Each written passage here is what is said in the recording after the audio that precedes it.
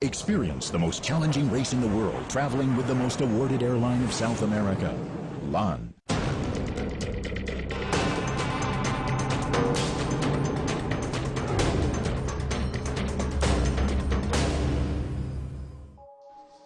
Farewell Atacama Desert, back on sloppy bends for the road technicians. In an undulating mountain landscape looking very much like Catalonia, the Spanish pilots were logically at ease.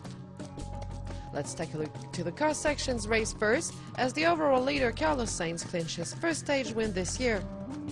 The route offered a terrain the Spaniard is used to thanks to his successful former career in WRC.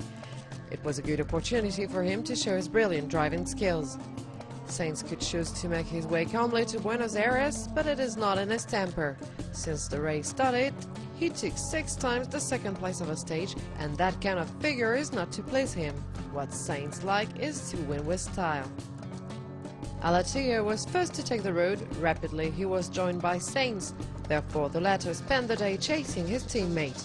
A cautious chase though, since he didn't even try to overtake Alatia, he preferred to stay in his wheel, a strategy that paid off since he allowed him to win and increase his lead.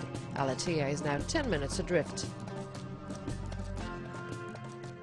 In the bike section, Mark Coma has spent the day all on his own. Stage 9 winner, the title holder had the tricky job to make his way through an untouched track, a task he achieved with verve. In the lead from the start to the end, he literally displayed his talent in driving and navigating. Zero mistake, no danger, no fear, just a perfect day. In a bit more than 3 hours, the KTM biker finished 2 minutes and 6 seconds ahead of David Frétinier and 2 minutes and 36 seconds ahead of Elder Rodriguez. That may give him some regrets after his illegal change of will. Had he not been sanctioned with 6 hours and 22 minutes of penalty by the race stewards, Coma would be second of the overall standings after this 10th stage, half an hour behind Depré. The struggle would have been full of suspense until the end.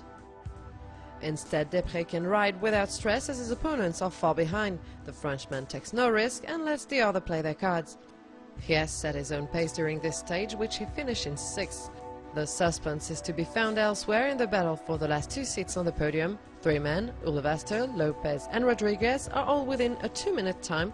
That's a bit crowded in a marriage or a podium. For now, the Norwegian and the Chilean have the advantage, but watch out, Wednesday's stage should be in favor of Lopez and Rodriguez's smaller engines. Ulvaster would better watch behind his shoulder.